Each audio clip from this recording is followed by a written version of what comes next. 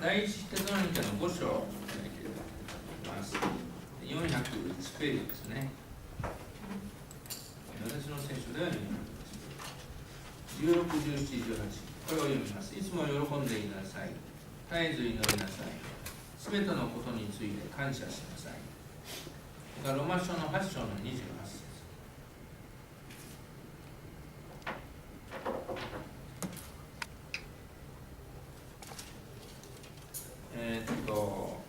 3秒の2ページですね、私の聖書で。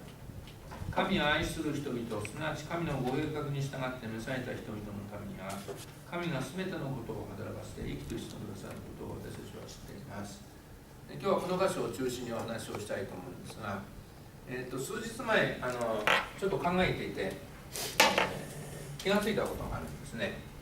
それは何かというと、世界に素晴らしい器がね、たくさんいらっしゃるんですが、その中でも、ビリー・グラムとか、あるいはキャサリン・クルマンとか、チョー・ヨンギ牧師とか、またライン・ホブト・モンクってね、今世紀の代表みたいな方がいらっしゃいますよね。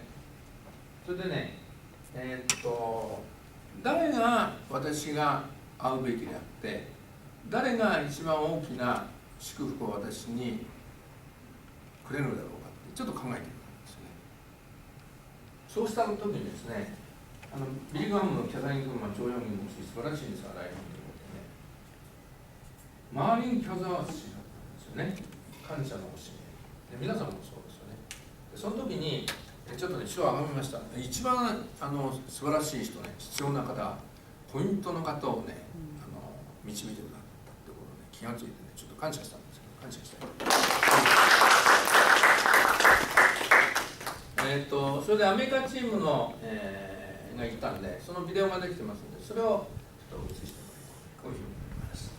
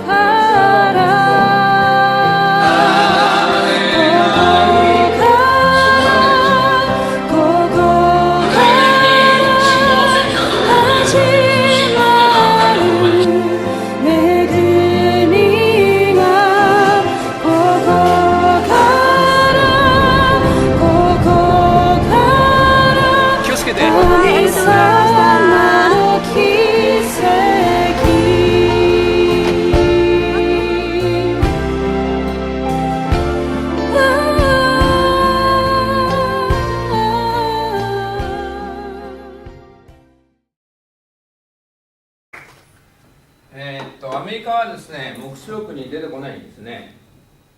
で、おそらく非常な孤立主義に陥っているか、あるいは何かがあって出れないか、どっちかだろう。孤立主義だって今世界はつながってるのでね、多分何かがあっての方じゃないかなと思うんですよね。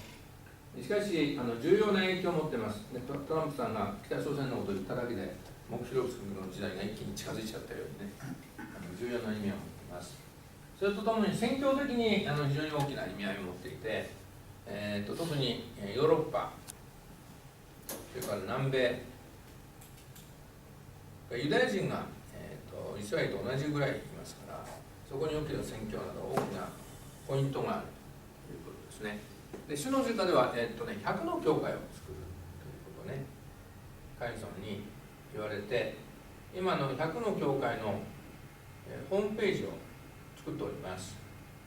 そのホームページにすでにね、応答が来てるんですが、それ以外にオンライン礼拝とかね、インターネットの働きをしているので、実はもうかなりの数の、アクセス数がそこにあります、具体的にね。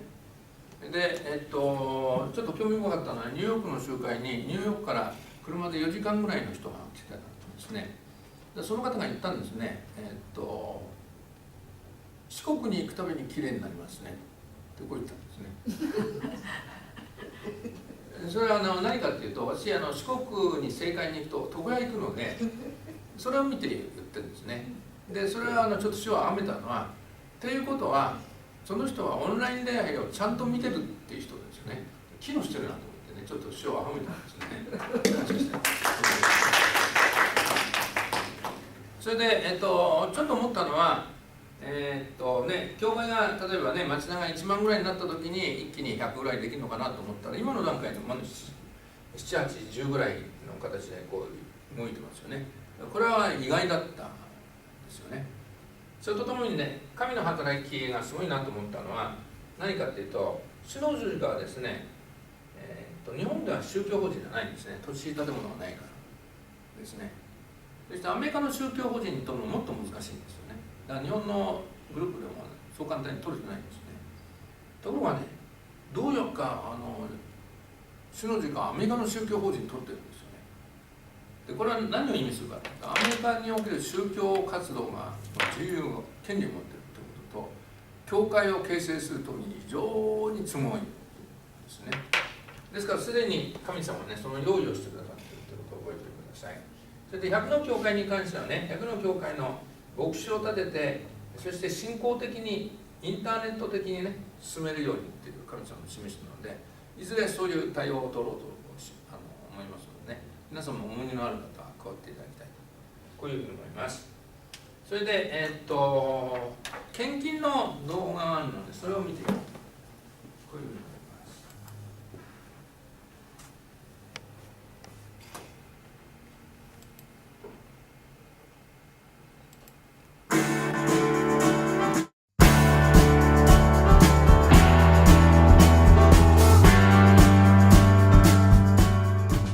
皆さんこんにちは。今回のテーマは献金です。私たちの教会では毎回の礼拝の中で献金の時があります。献金は私たちから神様への捧げ物です。強制されてするものではありません。献金は礼拝の表れです。心から喜んで捧げていきましょう。祈りや賛美と同じですね。心から喜んで感謝を持って。子供たちに献金について話すと、僕のお小遣いが減っちゃうじゃんと言っていきます。確かに減ると考えてしまう方は多いようです。でも本当に減るのでしょうか。マラキ書3章8節から10節には10分の1の捧げ物が書かれています。10分の1の捧げ物を怠ることは神のものを盗むことと言われています。モーセの律法では10分の1は神のものであると言っています。溢れるばかりの祝福が注ぐか試してみようとあるように、10分の1を捧げることを通して素晴らしい祝福を私たちは受けていくのです。神様に対して試してはいけませんが、唯一献金捧げ物に関しては試してみようとあります。神様に心から捧げるときに、神様は豊かに実際的な祝福や霊的な祝福を与えてくださいます。私たちが持っているものはすべて神様が私たちに与えてくださったものです。神様が与えてくださった中から感謝して心から喜んで捧げていきましょう。神様は豊かに祝福してくださいます。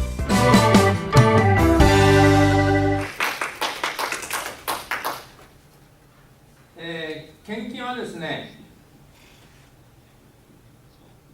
賛美とか祈りとともに、と同じように霊的な行為なんですね。特別な、この神様との関係を導くとともに祝福を与える、そういう行為です。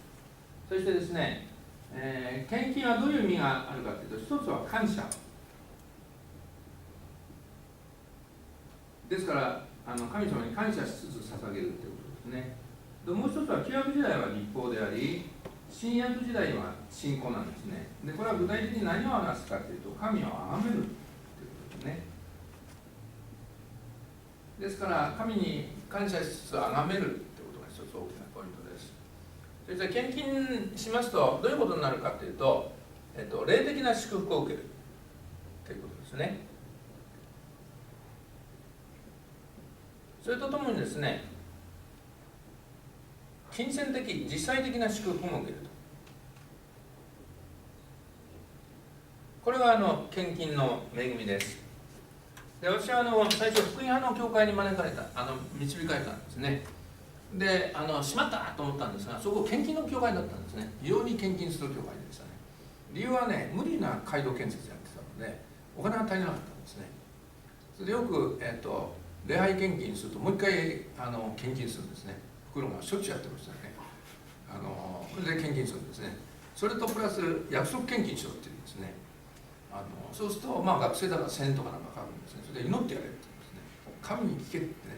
もうその時聞き従いはよく分かんなかったし、その教会聞き従いに否定してたのにそういうんですね。そうするとね、1万とか2万とか3万とか書いちゃうんですよね。それでそうなるとね、もう払えないから、アルバイトをね、学生でしたらアルバイトやってもうみんなねブーブー言ってましたところがね、その教会ね、石之内からたくさん献身者出るんですけど、福音派ってあんまり出ないんですね。ですごい出るんですよ、その教会。有名な人ね、石川浩二先生とか中川健一先生とか、あるいは、西川、先生とか、それから岡丸さんとか塚越さんとかいっぱい出たんですよね。で私もね、よく知らん分かんなかったんですよ。後になってね、ここでね、献金の訓練を受けたこの霊的な祝福がね、土台としてあるなっていうことをね、感じました。ですから献金はね、非常に大きな祝福をもたらすということをね、覚えておいてください。そしてね、私の長男が生まれる時に神様に言われたんですね。長男をパトモスに連れてですね、家族で行って、チームをできるんですけど、家族を入れて行って、そしてね、パトモスで長男を献辞式します。そこで捧げなさい。こう言われたんですね。で、そう言われた時にね、これは無理だなと思ったんですね。私の給料の10倍かかったんです。ですからですね、もう諦めて、祈りもしませんでしたね。だからどうせ来るわけないと、ね。そしたらね、聖霊に言われたんですね。あなたは祈ってませんねって言われたんですね。で、祈ってなかったら諦めてたからね。でしょうがないなと思ってね。それでね、祈ることにしたんですね。パトモスいくらい与えてください。10倍くださいって祈ったんですね。そうしましたらね、その時の給料の時に聖霊に言われたんですね。A さんに給料のね、全額をね、献金しなさい。最初は気の迷いかと思ったんですね。言ってきたわけですね。で次に頭きたんですね。なぜ頭きたのかというと、うちは自転車操業だから全額なんです。献金しちゃうともう1週間経たずにね、もう絶望に陥っちゃうっていうことですよね。それでね、次に逃げようと思ったんですね。なんか方法はないか、自分のうちに払ってんだからいいとかね、いろいろ言うわけですね。でもね、主がね、ぐーってついてくるわけですね。それで逃げようがなくなったので、最後にね、思い出したんですよね。その当時ね、いろんな教会の牧師がね、女はケチだって、ね、説教してた。それだったらうちの奥さんに言ったら、女はケチなんだから何言ってんのあなたね、生活をどうするつもりとかなんか言ってね、断るだろうと思ったんですね。そしたらね、神様にうちの妻が反対するので献金できませんって言ってやろうと思ったんですね。言ったら奥さんが言うわけですよ。主に従った方がいいって。と私は怒ったんだけど、向こうの方が正しいからね、何も言えない。それでね、もうこんなに神様に頭きたのはなかったんですが、もうね、まさにね、あと1週間だったらね、もううちの経済は破綻するから、もうそしたらね、神様に徹底して文句言ってやろうと思ってね、そしてね、献金したんですね。そしたらね、なくならないんですよ、お金が。どうしてなくならないのかっていうとね、ヨハネ君のお祝い金が来たんですよ、あっちこっちから。でもこれもね不思議だったんですね。ベニ君、ふーちゃんのお見合い金来なかったで、ヨハネ君のだけ来た。それでね、一回もねマイナスにならずに全部支えられちゃって、最後にはね税金分4万円を払うほどいっぱい残ってたんで、いつもいて、主に感謝したい。こういうふうに言ってます。そしたらね、主に言われたんですね。それは何かというと、あなたにまずパトモス一区大の10分の1を捧げされた、給料の10倍だから給料を捧げると10分の1ですね。それであなたは10分の1を捧げたので、その10倍を与えようと。それであなたは家族と共に今年の夏パトモスに立つ。こう言われたんですね。10倍でなかった。15倍に来た。そしてその5倍で市内産で使いなさい。生きづらいに生きなさい。初めて実際言ったんですね。そしてね、パトモスで献辞式やったんですね。崖のところで、ヨハネに捧げて、そしたらね、そこで予言が来たんですよね。ユミノさんいたか。ね、ユミノさんもいたしですね。同じメンバーでまた再びやったんです。2、3年経ったら行くのかと思ったんですけど、そうじゃなくてね、20数年経って行ったんですよ、同じメンバーで。そしたら、ヨハネ君が自分が捧げられたところに行ってずっと黙想してるんですよね。そしてね、そこで献身したんです。でこれはいい加減な献身かなと思ったら、いい加減じゃなくてその後大きく道が変わっちゃいましたね。ですからずっとこう続きがあるんですよね。そしてね、私はね、財布持たない。どうして財布を持たないのかっていうとね、財布持ってなくした時のショックが大きいあるいは財布捨てちゃったりなんかね、よくそういうことあったんですよね。だから持たない。だから私はね、ポケットにジャラジャラとねお札入れて、じゃあポケットにお札入れてならポケットのお札なくなるでしょって言うかもしれませんけどね、なくなったっていくらなくなったか分かんないからねそれで財布みたいに一気になくなるってことはないのでね、安心してるんですよね。そしてね、困っちゃうことがあるんですね。それは何かというと、献金が回ってくるでしょ。そうするとね、間違えてね、1万円取っちゃったりね、5000円取っちゃったりするわけで、もうすぐポケットの中に入れてね、1000円取り直すんですが、そうするとね、思いの中で来るんですよね。偶然で起こることはないってね。それでもう葛藤し始めるわけですよ。あなたが1万円触ったのは1万円神様が出せと言ってるんだってね。いや、そんなことはない。もう10分の1はしてるんだし、もう十分献金やってんだからって、もうここで葛藤していくわけですよ。葛藤していくわけですね。そしてね、最後にどうするかっていうとね、1000円出して、そしてね、もう座っちゃうわけですね。そしたらね、葛藤はその後まで続くわけですよね。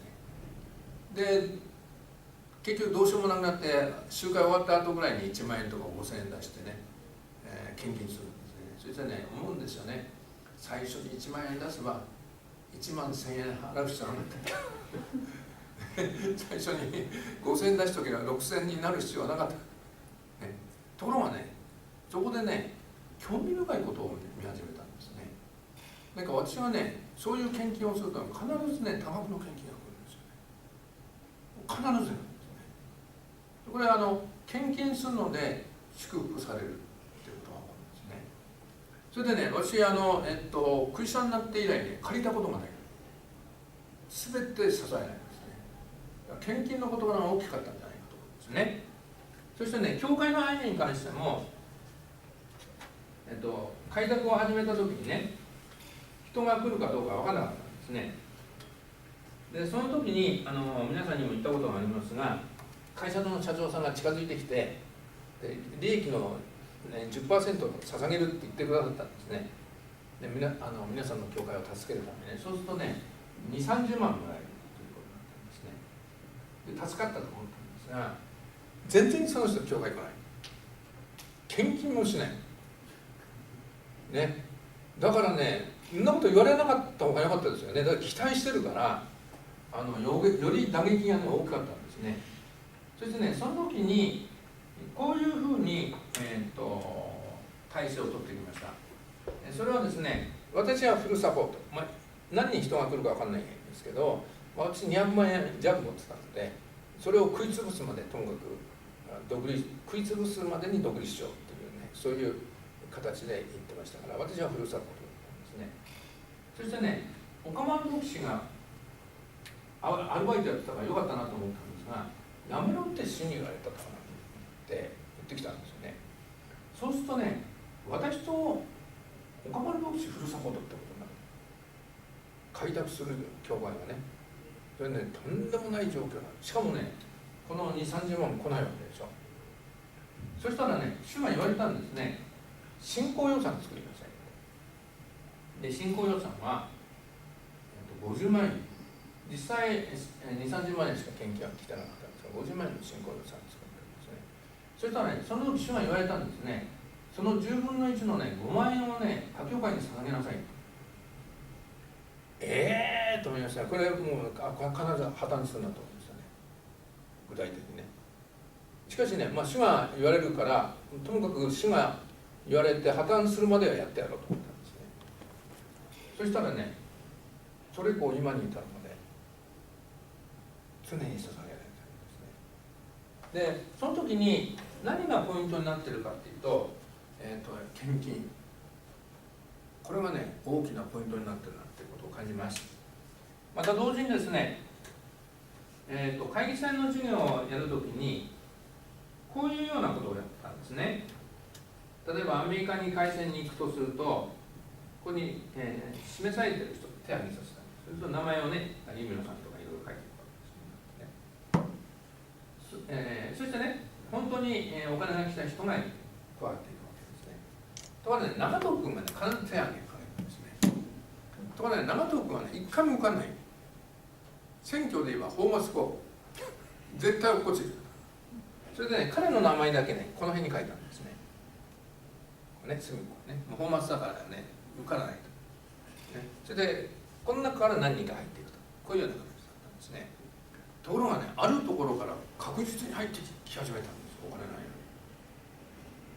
のに。どうして入ったのかなと思ったら、長門君はね、こう言っておりました。何と言ってたのかというと、例えばアメリカの会見が、ね、応募が発表されたときにね、御心かどうかに乗るんですって。で、御心と分かったら、もう行くって宣言して、信仰の対応と言ったんです。そしてですね、この会見にアメリカ行くのに20万かかるとするならば、当然お金がないので、どうするかというとね、自分のうちで試してみろって書いてあるのでね、2万献金するんですって。そうするとね、20万円って言ってました。そしたらね、2万もない時があるんですって。その時にね、聖書にね、10分の1の10分の1って書いてあるんですね。それでね、2000円捧げるんですって。そうするとね、2万来るんですって。そしてね、その2万を捧げる時に20万円が来て、で会社に加わっていくっていうことをね、やり始めたんですよ。で、次々と出てきましたね。で、この時に何を意味してるかっていうと、この献金の祝福ですね。ですから献金はね、特別な祝福があるということをね、覚えておいていただきたい、こういうふうに思います。それで周りにチームに関してね、ビデオで見ていきたいと思います。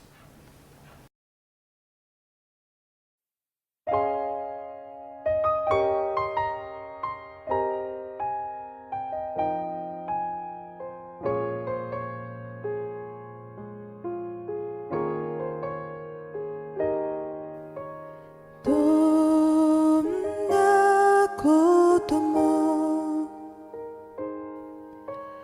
感謝します。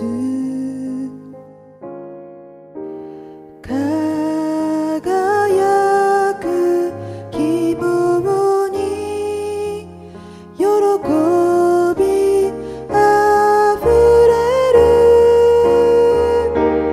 God is working for my good. God is working for my good. God is working for my good. Yes, He will.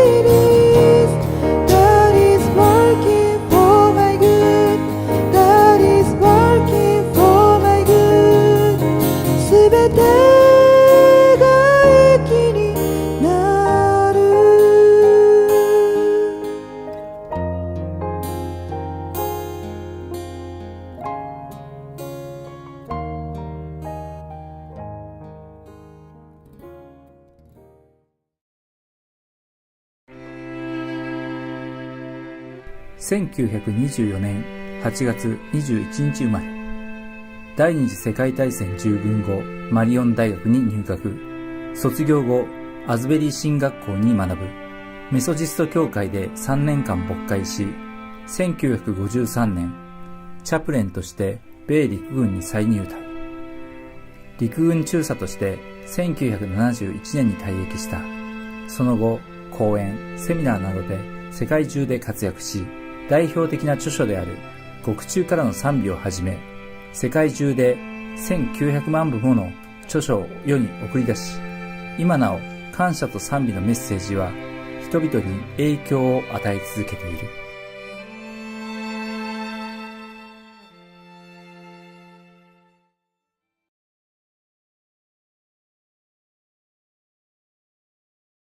He saw that I was a very, very, very unhappy man.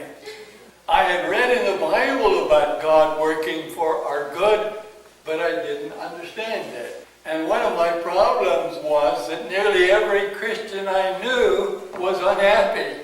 Many men were unhappy with their wives, and many wives were unhappy with their husbands, and many parents were unhappy with their children. And many pastors were unhappy with their people. So if God had said, Merlin, I want you to lie down and rest, I would not have understood what he meant. So God said, okay, all right, I will help you. And when I was sitting in a prayer meeting, telling God about all my problems, God reached down and touched me. And I fell down on the floor. And I was laughing. I had no idea why I was laughing. I laughed and laughed and laughed. I don't know how long I did that, but for probably about a half an hour. But it was during that time that God began teaching me about praising Him always. And the main thing He taught me that night was when He asked me if I was thankful that Jesus died for me. Now try to imagine me lying on the floor, laughing, and saying, oh yes, God. Oh yes, God. I'm so thankful Jesus died for me. And I kept hearing God speak to me. I don't mean audibly. I mean in a way He can speak that we're absolutely sure it's Him. And several times He asked me, Merlin, are you really, really happy that Jesus died for you? He was preparing my heart for Him, for what He was going to tell me. So are you happy that Jesus died for you? And are you happy that God gave you a clean, new person? Yes, God, I'm really, really thankful. But then God began to ask me, why are you so happy that they did those horrible things to my son? Why are you so pleased that they slapped him and spit upon him? Why are you so glad that they hung him on the cross until he died? Answer me, Merlin. Why are you so pleased? Until finally I said, God, please forgive me. I don't know why I'm so glad, but I am. And then he began to teach me, yes, Merlin, that's what I want you to do. Be glad. From now on, I want you to be just as glad for everything that happens to you. Now remember, I'm still laughing. And like a little child, I said, God, I will do it. For the rest of my life, I will be happy no matter what. But I was impressed to remember that I was happy for the horrible things that happened to Jesus.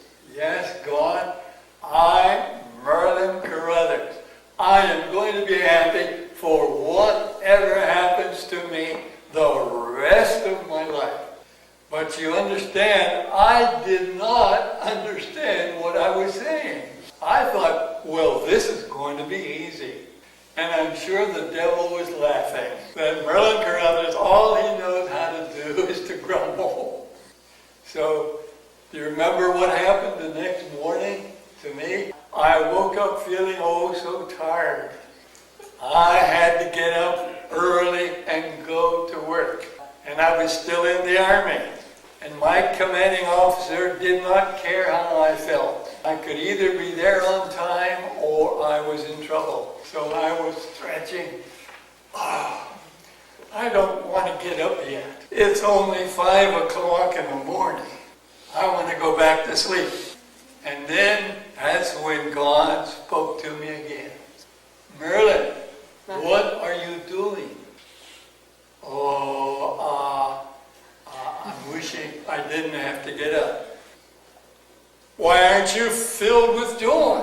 Why aren't you thankful? Well, I'm tired.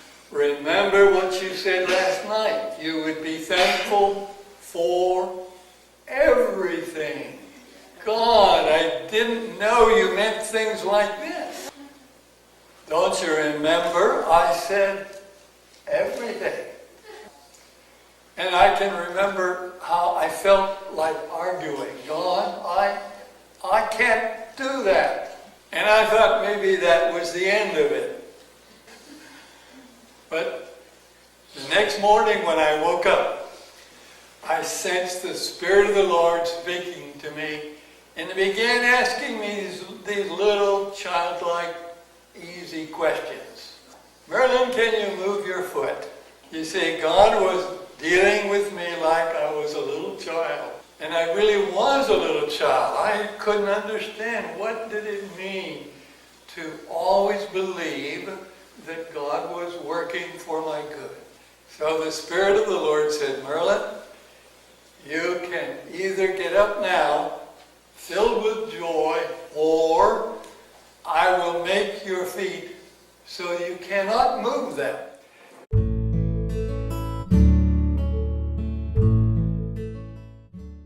God is speaking to you, and He's saying, I want you to learn. And He wants all of His children to learn that He does not want His children to grumble. I remember so well the little lessons He began to teach me to get me ready for larger lessons. So from today on, please be watching for little lessons. Whenever you feel yourself being unhappy about something, stop and think, oh God, I will sing. God is working for my good. And I find out that when I'm beginning to feel pressured or tense, I'll go out for a walk and I'll start singing, God is working for my good. Finally, one day, God spoke to me in His kindness, and He said to me, Merlin, do not be troubled. Troubled about what? Let not your heart be troubled. That is in John chapter 14 and verse 27. The God who designed us knows that our hearts should not be troubled. But He also knows that we were born in sin. And our sin nature always wants to be troubled about everything. Jesus was walking on the water and Peter was all excited. He wanted to walk too. And Jesus said, okay, Peter, come on, you can walk on the water too. So Peter quickly jumped on the water, and what happened? He walked on top of the water, didn't he? Then what happened? The waves started coming, and Peter got afraid. Have you ever been afraid that God was not going to answer your prayer? And because Peter was afraid, you know what happened. He sank down into the water. Now, many, many times Jesus kept trying to teach his disciples what he wanted them to do. They would even get troubled about people who died. Jesus wasn't even troubled if somebody died. It didn't make any difference to him. And you and I might respond, well, I wouldn't be troubled either if I knew all I had to do was take hold of their hand and say, stand up. And even if they were in the grave, it didn't trouble Jesus. Now you and I could easily think, if I could only have all that power, I wouldn't be troubled either. But what comes first? Is it the power or is it the faith in God? We have to learn to have faith in God. God isn't concerned what it is we're going to say, is he? Concerned about what we feel down in here. He said, do not let your heart be troubled. So we have to learn how to change the way we feel about things. So if the devil is testing us, he'll have somebody come up with just a little BB, and if he sees we begin to rejoice. The next person comes along, we'll have a BB. Somebody will roll down their window and say nasty things to us. Rejoice in the Lord when? Always.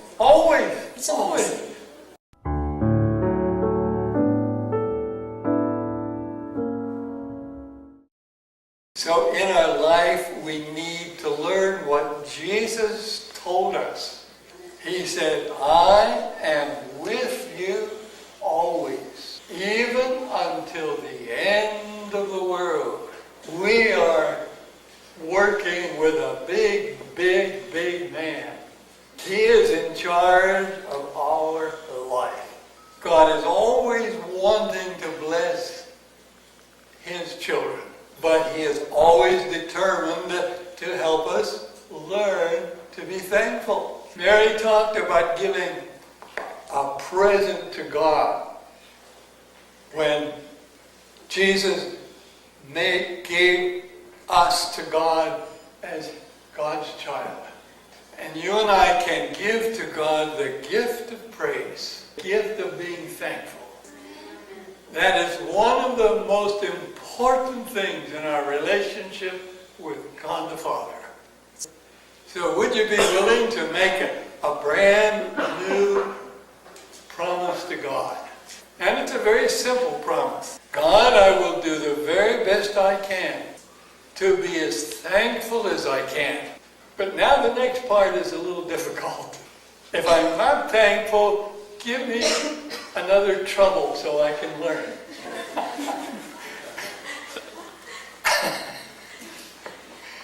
God is working for our good, for our good, for our good. God is working for our good. Yes, he really is.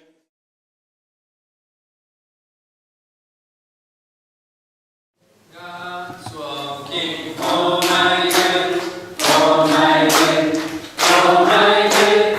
God is working for my good. Yes, he really is. God is working for my good, for my good, for my good. God is working for my good. Yes, he really is. God is working for my good, for my good, for my good. God is working for my good. Yes, he really is.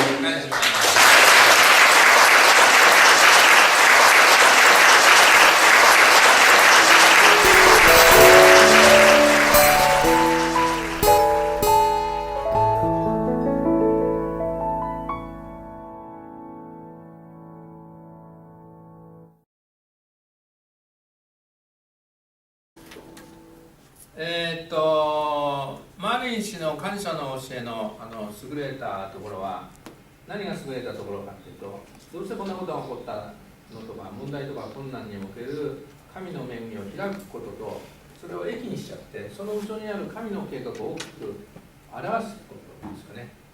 そして、マリンさんのこの感謝の教えの中心は2つの言葉からなっています。それはいつも喜んでいなさい、絶えず祈りなさい、すべてのことについて感謝しなさいという言葉と、それと神を愛する者のためには神がすべてのことを益として働かせてくださる。言い換えれば、主に従えばすべては益となる。こういう言葉です。そしてですね、何が軸になるかと言いますと、これは主に従うということが軸になります。で、主に従っていくときに全ては益となるとともにね、主に従いつつ感謝しているときに問題の後ろの神の計画が現れる。従わないで感謝をした場合はですね、何か祝福が来る場合もあるし、そうでない場合もあるということをね、覚えておいてください。例えば、私はですね、小中学校の時から歌うのが好きでですね、もう歌を歌って歩いてました、ね、それで、大学の時はもう 2,3 時間歌ってましたよね。でね、歌手になるそうじゃないんですね。つまりね、何の役にも立たないことです、ね、ところがこの御言葉によるとね、私が主に従うなら全ては益だから、そのことも益になってくるよっていうことですね。私、主に従ってね、牧師になったんですね。そしたらね、その前から言われ始めた。あなたの声が違う。演劇関係者とかね、歌手から音楽関係者とかですね、NHK の、ね、アナウンサーがね、鍛え抜かれた声帯ですねって言われたんです。だから私ね、歌ってる間に声帯がね、異様に強くなっちゃった。でね、説教するでしょ。多分ね、私、日本の牧師で一番説教してると思うんですね。30回ぐらい週間やりますから、ね、大丈夫なんです。で、その時に私が主に従ったので、声がね、歌ってたところで益になったんですね。もし主に従ないで牧師になってなかったら何の益にもなってないんですよ。ですから主に従うってことが一つ大きなポイントとしてあるということをね、どうぞ覚えておいていただきたいと思うんですね。それでね、感謝の事柄を言い始めると、主の十字架では他の教会の30倍ぐらい感謝のことを言ってるんですね。でそうするとね、アンテオ教会の人は半分ぐらい寝始めるんですよね。知ってるなみたいな感じでね。それでね、ちょっと聞いて見るんですけど、何かっていうとね、この全ては益となると感謝するということのこの御言葉を通しての教えを通してね、何か特別な、奇跡とか祝福が現れたのかっていうとね、大体みんな手を挙げますよ、3分の2ぐらい、ね。そうするとね、ある方々はね、あらないって言うんですよね。そうするとね、不思議なことが起こりますね。同じ御言葉の約束に立っていながら、一方は神の恵みが現れて、一方はね、神の恵みが現れない、ね。これはどうしたことなの？ちょっとね、電気消してくれます？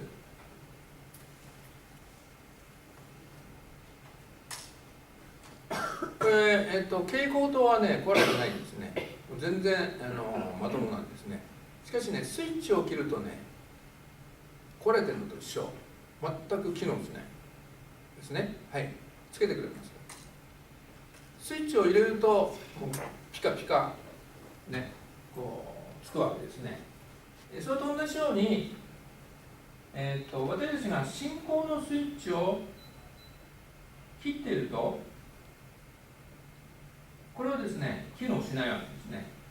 信仰のスイッチを入れていると、これは機能する。こういう形になります。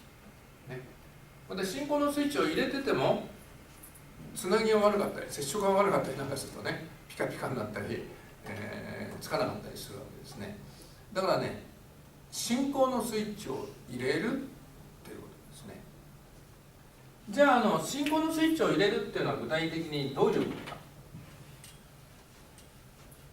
で、信仰っていうのはですね、発展していくものだから、一つのことをやったら信仰のスイッチが入ったってことではないんですね。もちろんあるスイッチが入るんですね。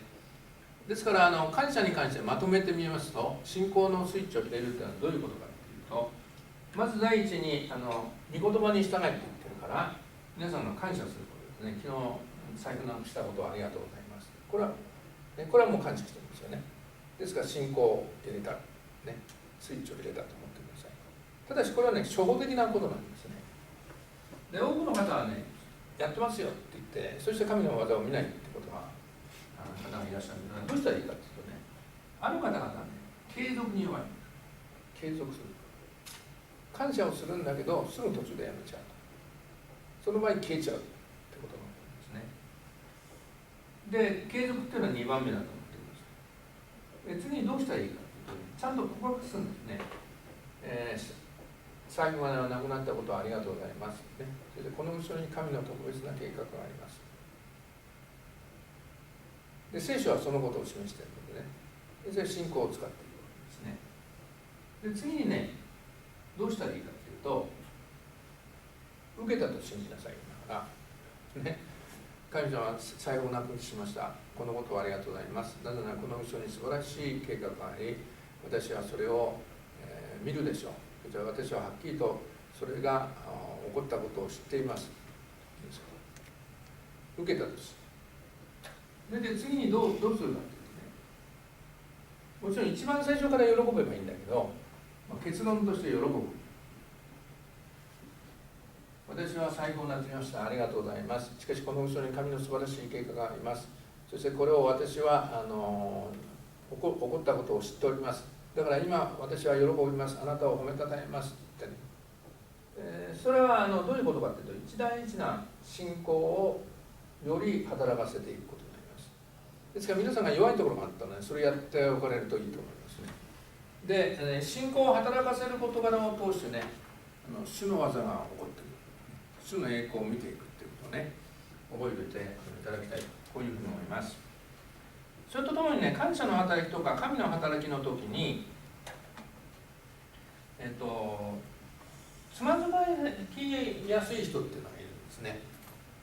ちょっと理解できなかったり悪くこう捉えちゃったりする方々ですね。それは何かっていうとですね短いタームで見る人この人はねつまずきやすいです。神を理解できない。じゃあどうしたらいいかって長いタームで見る。長いタームで見るってことは完全ではないんですよ。ただし長いタームで見るとね神の働きがね見えてくる。ところが短いタームで見る人はね見えない、ね、例えばこれで考えてみましょうか。ヨセフが偉くなると言われましたね。夢の中で17歳で。ところがどうなったか奴隷になったんですね。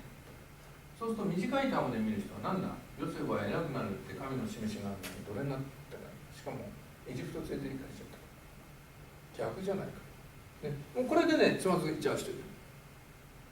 これはどうして問題なのかというとねまだ神の働く時期になってないから。で次にどうなったのかっていうと囚人でしょ。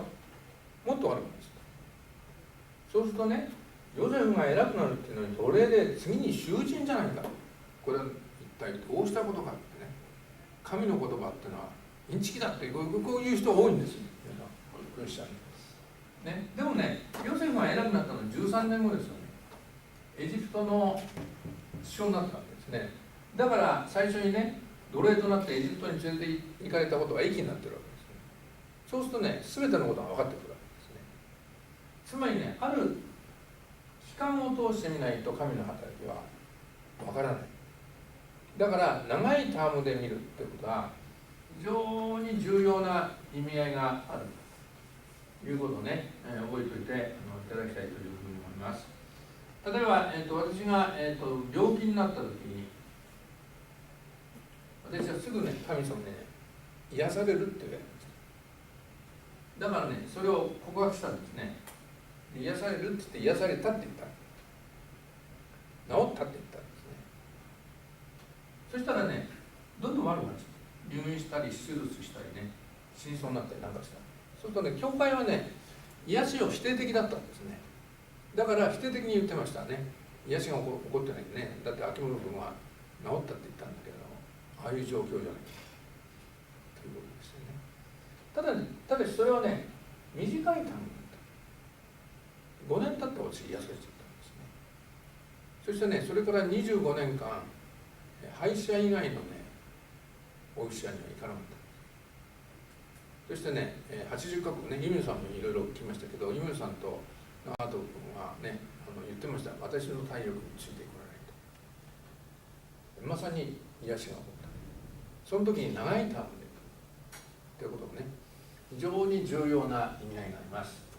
そして感謝の教えの中で喜びっていうのはですね、これは第一テサロニケで一番最初に書いてある通りで、マーリンさんはね晩年喜びばかり言ってました。でこれはね、感謝の教えの中で重要な意味合いがある。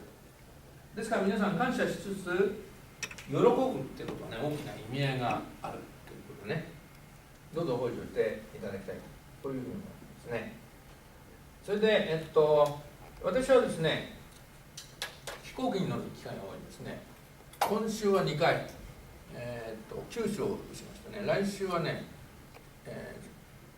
中国かな。再来週は北海道、その次はロスに行って、ロスからデルバに、ロスからサンディエゴに行って、サンディエゴからサンフランシスコに行って、サンフランシスコから東京に帰ってきます。4回ですね。今2000回ぐらい飛行機乗ってますよね、大体。数えきれないからね、大体2000回ぐらいじゃないかということなんですね。そしてね、神様に言われてるんですね。何て言われてるのかというと、もっと飛行機に乗るようになる。こう言われてるんですね。それでね、私ね、ちょっとね、飛行機に乗るのがね、辛くなってきたんです。ね、それは同じ格好してないといけない。長期間、ね、そういう状況じゃないといけない。ね、それが一つあるんですよね。それとともにね、これが効いてるんですね。飛行機に乗ってると疲れるようになってきたんですね。で疲れるようになってきた理由はね、たった一つです。それは何かというと、前は飛行機に乗っている時間ね、ずっと寝れるように乗ってたんですね。そうするとね、最低でも8時間でした。場合によってはね、飛び立った時から着陸まで寝てたりして、だから元気いっぱいで降りてくるんですね。だから、ね、英気養って降りてくるんですね。ところがあるところからね、エコノミー症候群のことが言われ始めた。でエコノミー症候群は同じ格好でね、寝てるのは良くない。それでね、ちょっと私ね、怖くなってきたんですね。だからね、もうね、祈らなくなった。だってこうやって同じ格好でね、場合によっては十何時間寝てるわけだからね。だからね、睡眠時間が一気に落ちたんですね。それでね、ちょっとね、疲れが来るようになったんですよね。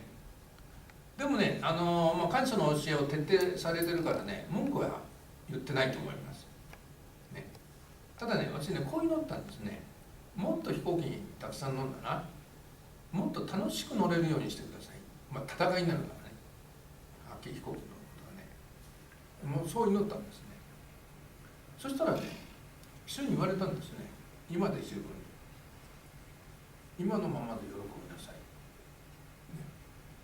御言葉言うから見ると、それはそうだなってね、思ってね、そしてね、今のままでこう喜び始めたんですね。そしたらね、一つね、肝心なことを思い出したことがあるんですよ。私、大森ってところに住んでいて、その当時、大森っていうのは、今とね、飛行機の航路が違うから、羽田から登った飛行機が登っていくところだった。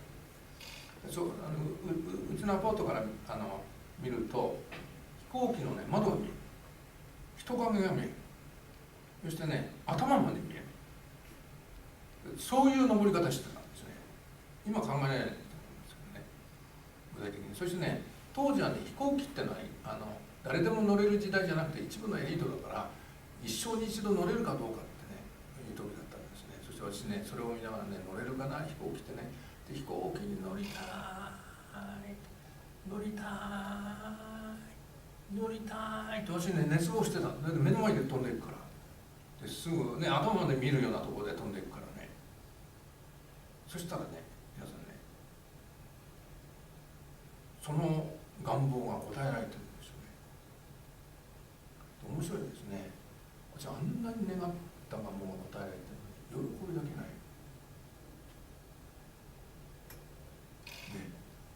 喜びだけないんですね。そうしましたらね、私私のうちにお客さんが来るときに、うちはね、お客さんにね、お寿司一つだけ取ったんです。お客さんだけね。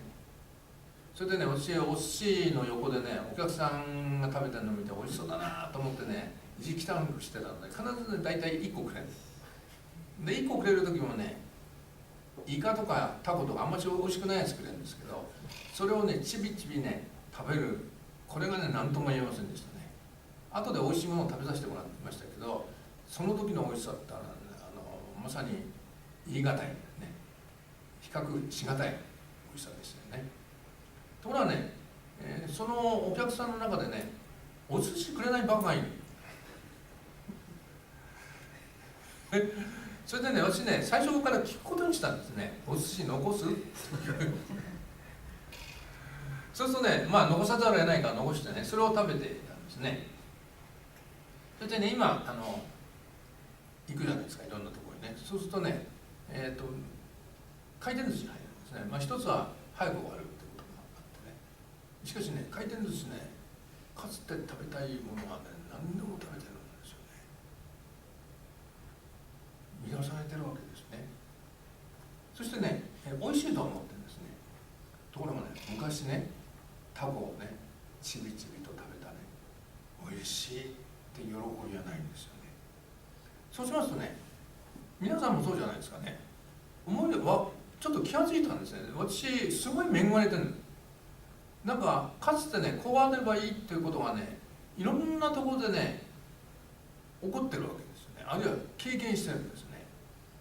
ところがね、喜びが抜けてるね。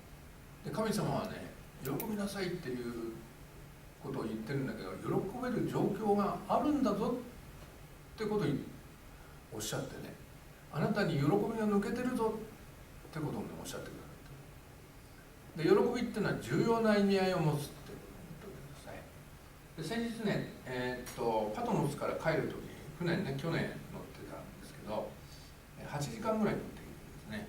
で、ギリシャに行って、ギリシャからトルコ行って、トルコは日本に帰ってくるっていうルートだったんですけど、船に乗っててね、腰が痛くなっちゃう。どのぐらい痛いのかっていうとね、もうすぐ祈祷会やってんだけどね、もうすぐ自分だけね、床に崩れ落ちてね、こうのだ、ね、こう体をね、ひねりたいっていう、そういう感じね。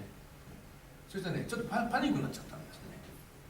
もちろん周りの人は気がつきませんよ。もう私だけパニックね。それは何かというと、この調子だと飛行機に長期間乗らないといけないから乗れない。これはね、入院になっちゃまずいなってね。入院になっちゃったらね、ギリシャで残ることになるから、これ大変なことになったぞと思ってね。そしてね、一生懸命こう祈るんだけど、どんどん痛くなるばかり。でも絶望的な感じになりましたよね。そしたらね、聖霊が言われた。あなたはね、腰の痛みを喜んでませんね。まあ、それは喜んでなかったですよね。でもね、喜んでませんねって言われた時、喜ぶことは聖書的だなとははっきり思ったんですね。あ、これは喜ばないといけないんだなと思って、それでね、腰を喜ぶことにしたの、痛みをね。で、この感覚を誰もね、体験できないようなことを体験させてくださってありがとうございますみたいな感じで、この腰の痛みをめったに体験できないことをね、体験させてくださってありがとうございます。それでね、スーッと腰の痛みがね、なくなっちゃって取れちゃった。で、その後ですよ、トルコのクーデターに巻き込まれて、でトルコの空港に置かれたままになって過酷な運命に出会ったのね。でも全然平気だった。でこの時に喜びですね。感謝の教えっていうのは非常に重要なポイントを示していますが、喜びはその全体をより強めね、活性化させるポイントがあるということをね、覚えておいていただきたいと思います。お祈りします。天の様、お人よ人のうちに豊かに働き、さらにご予ことを皆沢らしてください。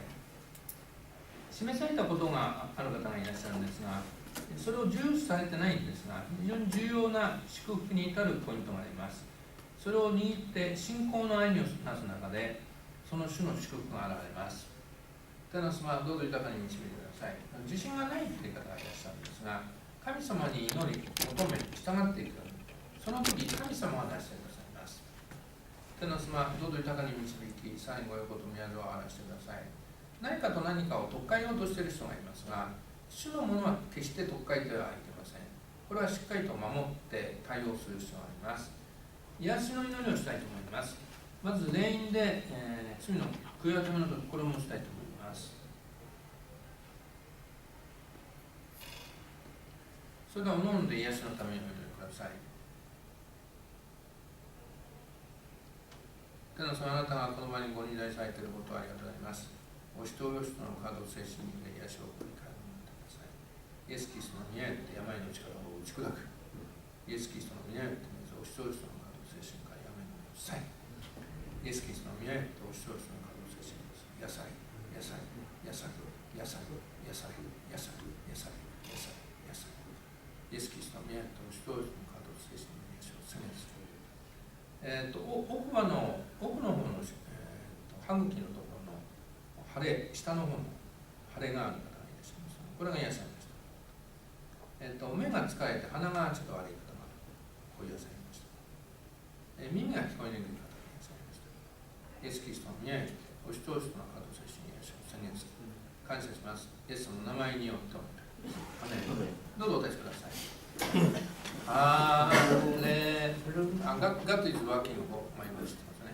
God is working for my good, for my good, for my good. God is working for my good. Yes, He really is. God is working for my good, for my good, for my good. God is working for my good. Yes, He really is. God is working for my good, for my good, for my good.